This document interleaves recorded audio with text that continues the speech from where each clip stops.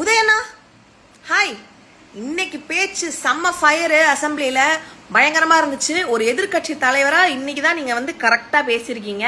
ஆளுங்கட்சியில இருக்கப்ப கூட நீங்க இவ்வளவு பேசல, ஆனா எதிர்கட்சியில ரொம்ப நல்லா பேசுறீங்க. நீங்க பேசுனதுல ரெண்டு விஷயம் எனக்கு குபீர்னு சிரிப்பு வந்துச்சு.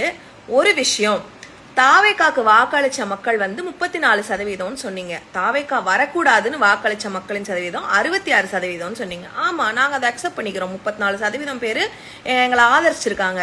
66% பேரு நிராகரிச்சு மத்த கட்சிகள் வரணும்னு ஆசையில ஓட்டு போட்டாங்க. ஆனா நான் இன்னொன்னு கேக்குறேன், உங்களுக்கு வாக்களிச்சவங்க எவ்வளவு பேரு?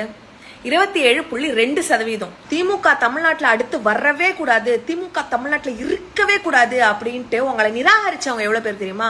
72.8% பேரு. நீங்க வேணாம்னு நினைக்கிற மக்கள் தாங்க இங்க ஜாஸ்தி. அதனால அது கேக்குறப்ப எனக்கு கொஞ்சம் குபீர்னு சிரிப்பு வந்துருச்சு.